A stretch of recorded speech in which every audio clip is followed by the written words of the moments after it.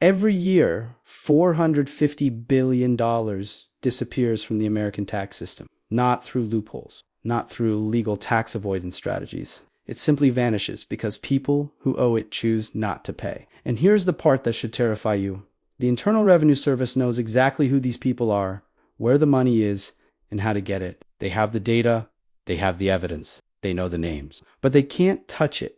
Not because it's legal, because they've been systematically prevented from doing their job. This isn't a story about tax evasion. This is a story about how the American government deliberately crippled its own ability to collect taxes from the wealthy while squeezing every last dollar out of working class Americans. And the numbers are so staggering, the conspiracy so blatant, that by the time you finish watching this, you'll understand why the richest people in America sleep very, very well at night. Let's start with a number that the IRS itself calculated in 2006, the tax gap. The difference between what Americans legally owe and what they actually pay was $450 billion in a single year, not over a decade, not cumulative. $450 billion that taxpayers were supposed to hand over to the federal government, but didn't. By 2019, that number had grown to $600 billion. The most recent projections for 2021 put it at $688 billion. Almost $700 billion per year. To put that in perspective, that's more than the entire military budget of most countries. That's triple NASA's budget. That's enough money to completely eliminate student loan debt in America every single year. And it's not being stolen by sophisticated international criminal organizations. It's being withheld by American citizens who filed their taxes, looked at what they owed, and decided not to pay. But here's where it gets disturbing. The tax gap isn't evenly distributed across all taxpayers. It's not millions of people each avoiding a few $100s. It's concentrated at the very top of the income distribution. According to research from IRS economists and external academics, the wealthiest 1% of Americans are responsible for over $160 billion of the tax gap every single year. $160 billion from just 1% of taxpayers. The IRS commissioner himself, testifying before Congress, stated that millionaires and billionaires who either don't file or underreport their income account for $150 billion of the annual tax gap. These aren't estimates from political activists. These are official figures from the IRS, the Treasury Department, and peer-reviewed academic research. The government knows with statistical precision that America's wealthiest citizens are collectively stealing $150 billion per year from the public treasury, and it gets worse. Because the IRS doesn't just know the general magnitude of the problem. They know exactly who these people are. Between 2014 and 2017, 897,000 high-income Americans simply didn't file tax returns. They earned enough to trigger filing requirements. The IRS sent them notices, and they ignored those notices. These weren't people who forgot or made mistakes. These were wealthy individuals who looked at their legal obligation to file a tax return and said no. And here's the kicker. The IRS calculated that these 897,000 non-filers owed $46 billion in taxes.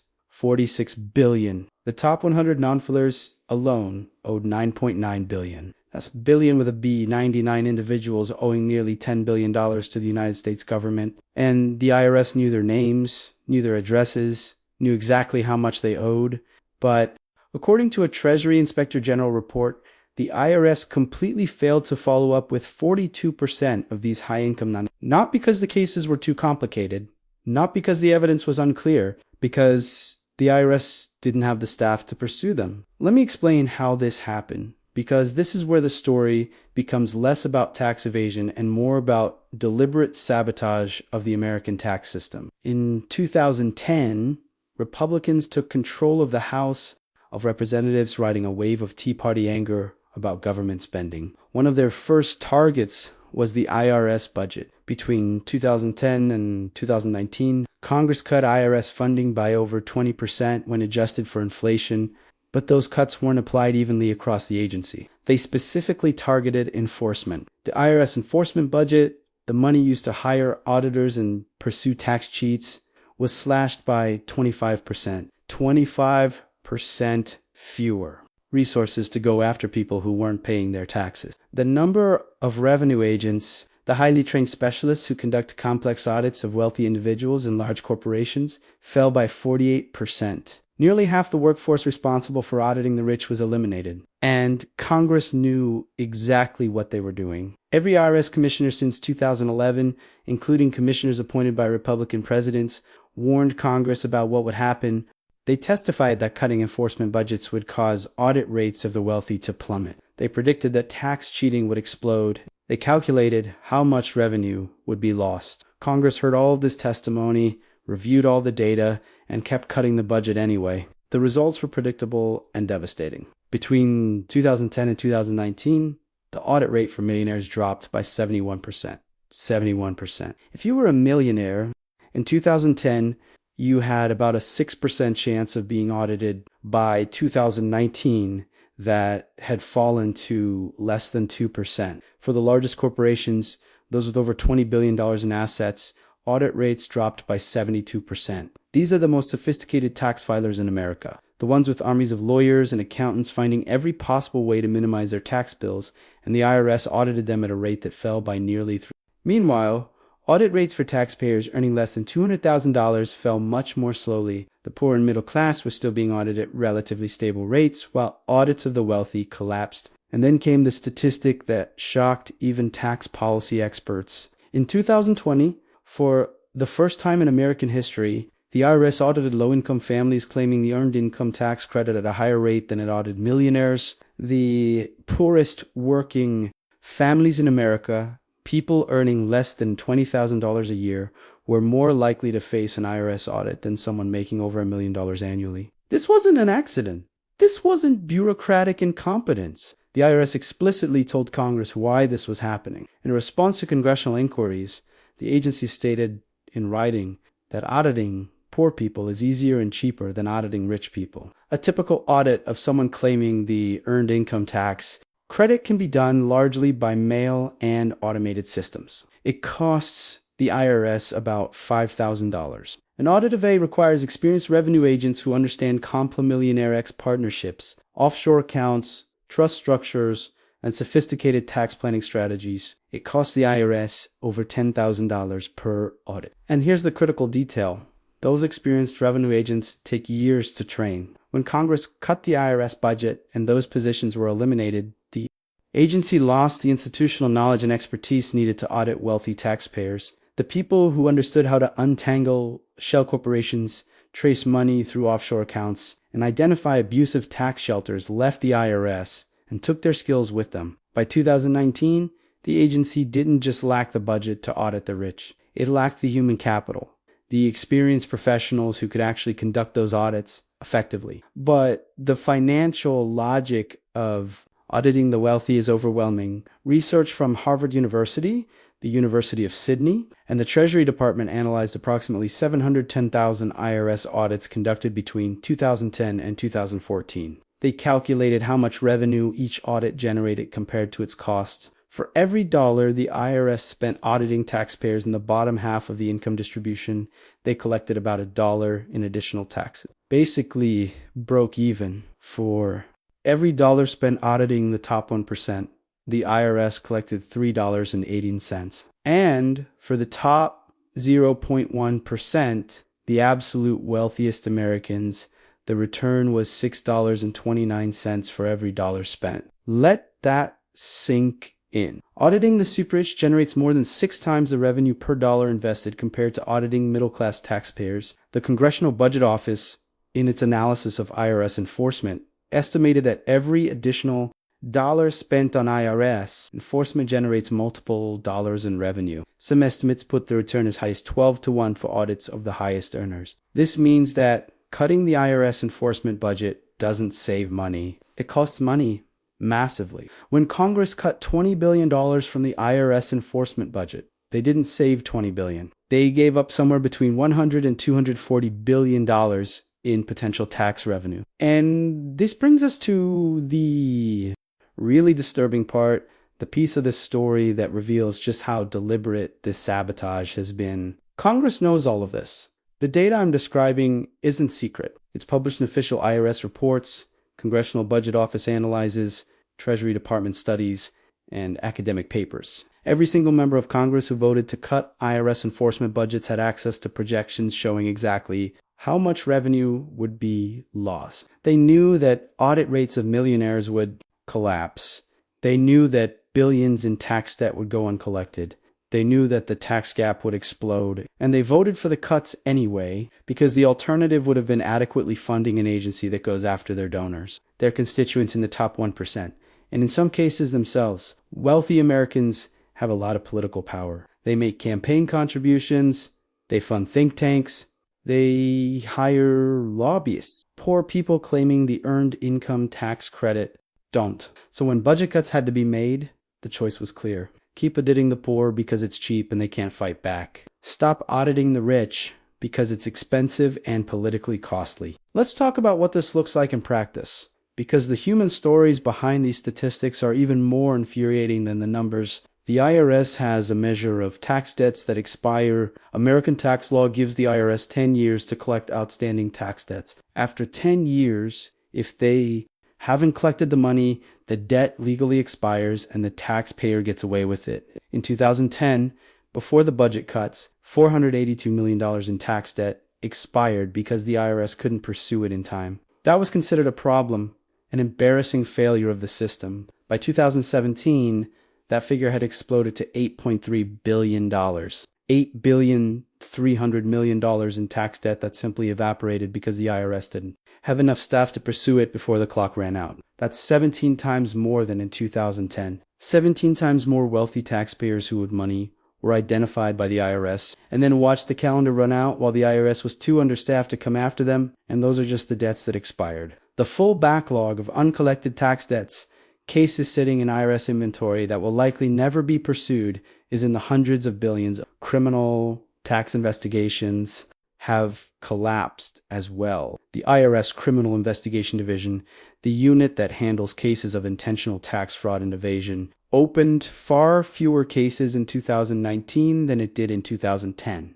Not because there was less tax fraud. Tax fraud exploded as audit rates dropped and taxpayers realized they could get away with it. But the IRS didn't have the criminal investigators to pursue the cases. The deterrent effect of IRS enforcement, the thing that keeps most Americans honest on their tax returns, started to erode. Taxpayers began to realize that if you're wealthy enough, if your finances are complicated enough, the IRS probably won't come after you. And that realization is extraordinarily dangerous for a tax system that depends on voluntary compliance. The United States, unlike many other developed countries, operates on a system where taxpayers self-report their income and calculate their own taxes. The IRS then audits a sample of returns to verify compliance. But that system only works if taxpayers believe they'll be caught if they cheat. When audit rates of the wealthy drop by 70%, that deterrent evaporates. Now, you might be thinking, surely someone tried to fix this. Surely there were attempts to restore IRS funding and close the tax gap.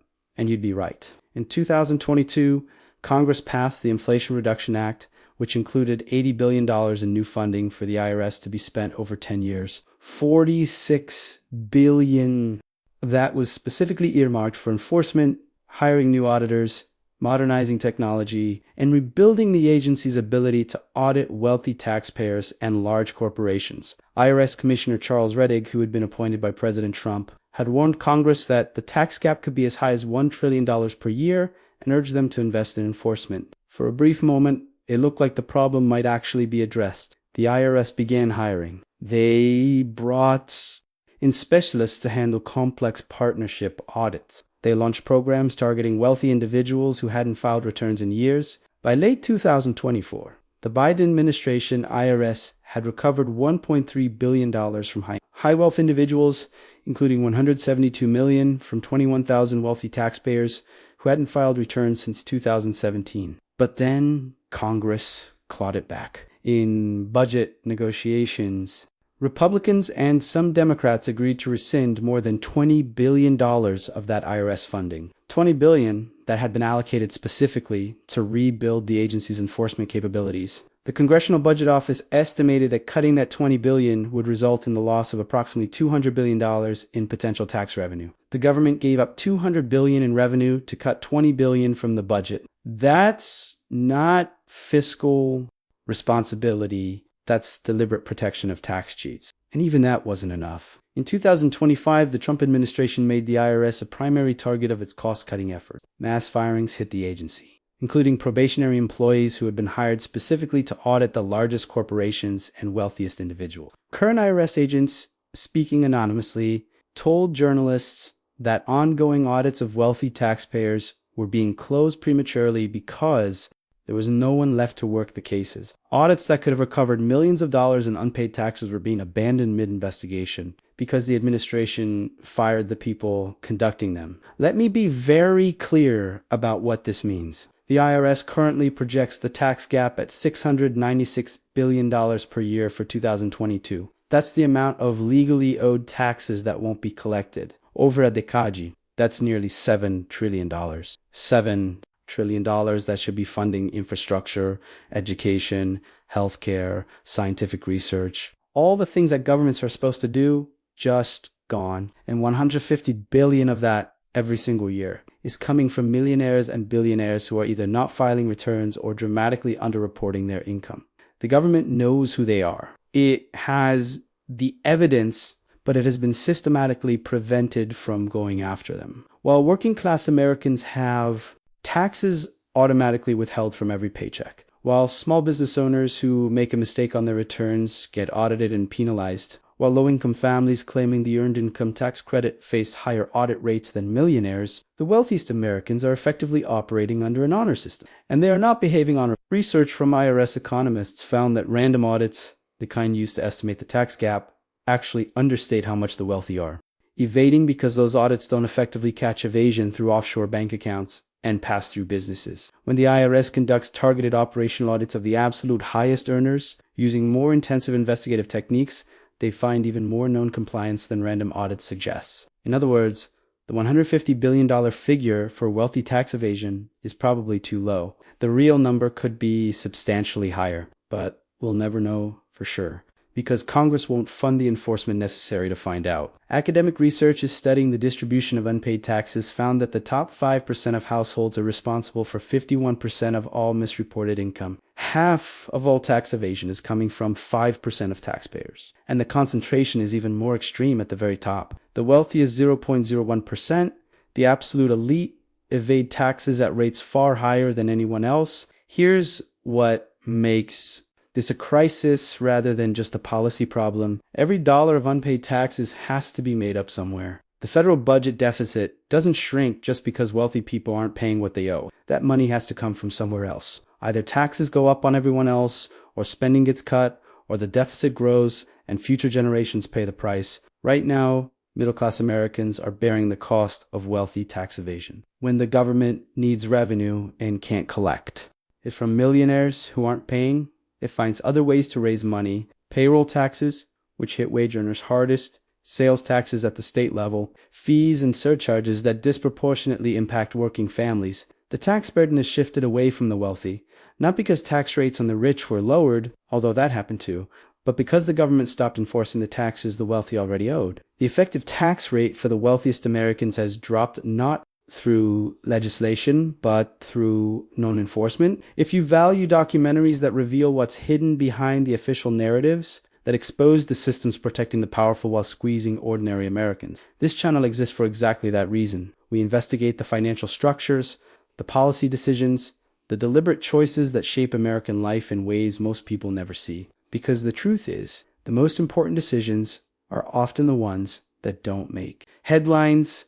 The quiet budget cuts, the enforcement priorities, the systematic dismantling of the government's ability to hold the wealthy accountable. So where does this leave us? With an IRS that knows exactly who owes $450 billion per year, knows where the money is, knows how to get it, but has been deliberately stripped of the resources to collect it. With wealthy Americans who can reasonably calculate that the risk of being audited is now so low that aggressive tax avoidance and even outright evasion is worth the gamble. With a system where paying taxes has become, in the words of Senator Ron Wyden, increasingly voluntary for those at the top. The voluntary compliance rate in America is 85%. That sounds high until you realize it means 15% of all taxes owed just aren't being paid. And that 15% is concentrated among the people who can most afford to pay. This isn't a broken system. This is a system working exactly as powerful interests designed it to work. A system where enforcement is robust against people who can't fight back and non-existent against people who can. Where poor families face audits for claiming tax credits designed to help them, while billionaires can ignore filing requirements entirely without consequence. The IRS has published projections showing that the tax gap will continue to grow. As audit rates remain low, as enforcement stays underfunded, more and more taxpayers will realize they can get away with not paying. Compliance will continue to erode, and the burden will continue shifting onto the Americans who can least afford it, the people whose taxes are automatically withheld, who can't hire expensive accountants to find loopholes, who don't have offshore accounts or complex partnership structures,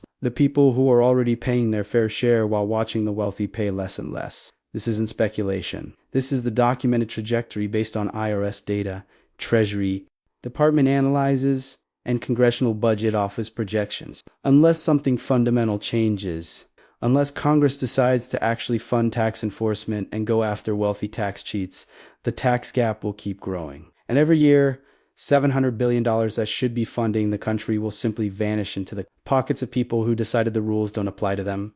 The IRS knows the secret. $450 billion, now closer to $700 billion, disappearing every year. They know who's not paying. They know how to make them pay.